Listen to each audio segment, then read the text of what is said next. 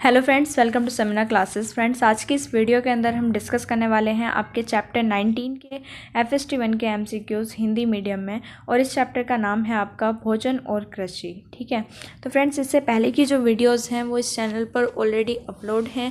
18 chapters तक MCQs हमने अपने कंप्लीट कर लिए हैं इस चैनल पर। तो अगर वो वीडियोज़ आपने नहीं देखी हैं तो उनका लिंक नीचे डिस्क्रिप्शन बॉक्स में आपको मिल जाएगा। आप वहाँ से उन्हें क्लिक करके देख सकते हैं और अपने एग्ज़ाम की प्रिपरेशन कर सकते हैं। ठीक है, चलिए स्टार्ट करते हैं अपने क्वेश्चन नंबर 1 से। सबसे पहला क्वेश्चन है आपका यहाँ पे, कृषि के लिए मूलभूत साधन है। कृषि के लिए मूलभूत साधन है सूर्य का प्रकाश, मृदा और जल। ठीक है, इनके बिना कृषि नहीं हो सकती। ठीक है, खेती बाड़ी नहीं हो सकती। सेकेंड नंबर का क्वेश्चन है आपका यहाँ पे, पृथ्वी पर सामान्यतः 500 किलो कैलोरी की सूर्य विकिरण प्राप्त होती है। इनमें से पौधे कितनी कैलोरी प्रकाश संश्लेषण में प्रयोग करते हैं। ठीक है, तो इसका उत्तर हो जाएगा आपका 222 किलो कैलोरी। 222 किलो कैलोरी जो होती हैं वो पौधे प्रकाश संश्लेषण के लिए प्रयोग करते हैं।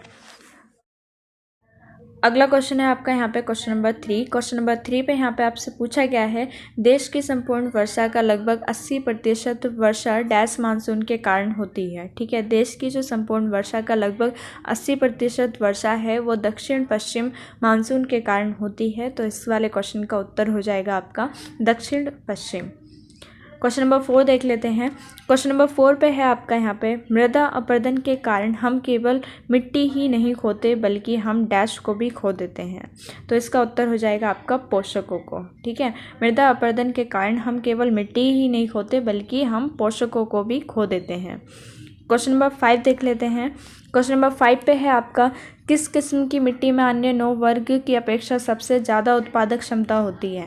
तो वो होती है आपकी जलोढ़ मिट्टी। ठीक है, जलोढ़ मिट्टी जो होती है उसकी उत्पादकता क्षमता जो होती है वो सबसे ज़्यादा होती है, और ये काफ़ी ज़्यादा अच्छी मिट्टी होती है किसी भी फसल को उगाने के लिए। ठीक है, तो इस वाले क्वेश्चन का उत्तर हो जाएगा आपका जलोढ़ मिट्टी। चलिए बढ़ते हैं अपने अगले क्वेश्चन की तरफ। Question number 6। क्वेश्चन नंबर 6 पे यहाँ पे आपसे पूछा गया है, हमारी मुख्य खरीफ फसल कौन सी है। हमारी मुख्य खरीफ फसल है चावल। और हमारी मुख्य रबी की फसल कौन सी है। तो रबी फसल होती है गेहूँ। ठीक है, अगला क्वेश्चन देख लेते हैं। Question number 8। क्वेश्चन नंबर 8 पे यहाँ पे पूछा गया है आपसे, फसल कटने से पहले दूसरी फसल लगा दी जाती है, इन्हें क्या कहते हैं। ठीक है, तो इस व्यवस्था को क्या कहा जाता है ये आपको यहाँ पे बताना है, और इस व्यवस्था को कहा जाता है रीसे फसल व्यवस्था। ठीक है, इस वाले क्वेश्चन का उत्तर हो जाएगा आपका रीसे फसल व्यवस्था। क्वेश्चन नंबर 9 देख लेते हैं। क्वेश्चन नंबर 9 पे पूछा गया है आपसे यहाँ पे, अनुकूल फसलों को एक साथ लगाना, इन्हें क्या कहते हैं। अनुकूल फसलों को जो एक साथ लगा देते हैं किसान, ठीक है, इस वाली प्रक्रिया को कहा जाता है आपका मिश्रित फसल। ठीक है, जिसमें एक से ज़्यादा फसलों को एक साथ उगा दिया जाता है, तो इनको बोला जाता है मिश्रित फसल। ठीक है, तो इस वाले क्वेश्चन का जो उत्तर हो जाएगा वो हो जाएगा आपका मिश्रित फसल। ठीक है, तो फ्रेंड्स ऐसे क्वेश्चंस जो हैं वो आपसे एग्ज़ाम में काफ़ी ज़्यादा पूछे जाते हैं और आगे पूछे भी जाएंगे। तो इन वाले पॉइंट्स को आप अच्छे तरीके से नोट डाउन कर लीजिएगा, या फिर अगर आप नोट डाउन नहीं कर पा रहे हो तो आप लोग मुझे कमेंट करके बता दीजिएगा। मैं इन सभी MCQs की जो PDF का लिंक है वो नीचे डिस्क्रिप्शन बॉक्स में प्रोवाइड कर दूँगी, तो आप लोग वहाँ से अपने एग्ज़ाम की प्रिपरेशन कर सकते हैं उन PDFs को डाउनलोड कर। और आप लोग मुझे कमेंट करके ज़रूर बता दीजिएगा अगर आप लोगों को इन सभी MCQs की PDF चाहिए तो। ठीक है, या फिर अगर आपका इस वीडियो से रिलेटेड कोई डाउट है या सजेशन है तो भी आप लोग मुझे कमेंट में बता सकते हो। मैं जल्द से जल्द रिप्लाई करने की कोशिश करूँगी। और फ्रेंड्स, अगर आप ऐसी ही वीडियोस देखना चाहते हो तो इस चैनल को सब्सक्राइब कर लीजिएगा। साइड में एक बेल आइकन होगा, उसे प्रेस कर दीजिएगा ताकि आपको ऐसी ही वीडियोज़ की नोटिफिकेशन करेक्ट टाइम पर मिलती रहे और आप अपने एग्ज़ाम की प्रिपरेशन अच्छी तरीके से कर पाएँ। ठीक है, तो चलिए बढ़ते हैं अपने अगले क्वेश्चन की तरफ। Question number 10।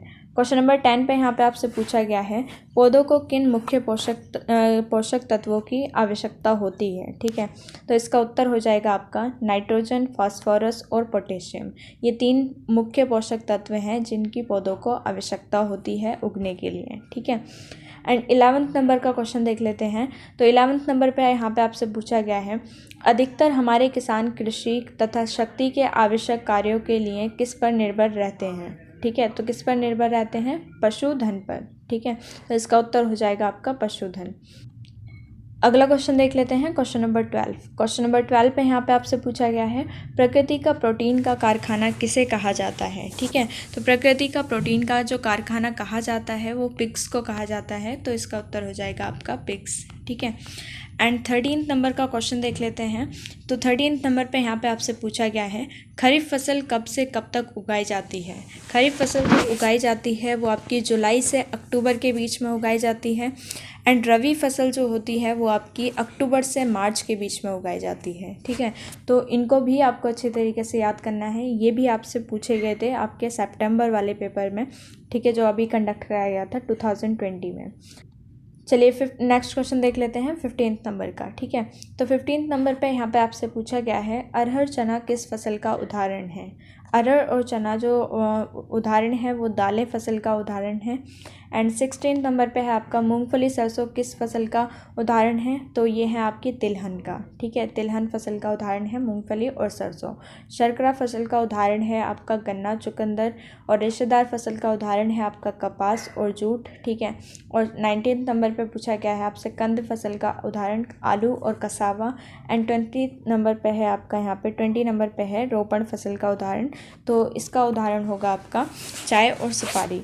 तो फ्रेंड्स ये थे आपके 20 मोस्ट इम्पॉर्टेंट क्वेश्चंस आपके FST1 के चैप्टर 19 से। तो आई होप कि ये वीडियो आप लोगों को पसंद आई होगी। तो फ्रेंड्स अगर ये वीडियो आपको पसंद आई है तो इसे लाइक कर दीजिएगा और अपने फ्रेंड्स के साथ इसे ज़रूर शेयर कर दीजिएगा ताकि और भी स्टूडेंट की हेल्प हो पाए। और मुझे कमेंट कर ज़रूर बताइएगा कि ये वीडियो आप लोगों को कैसी लगी। Thank you for watching this video.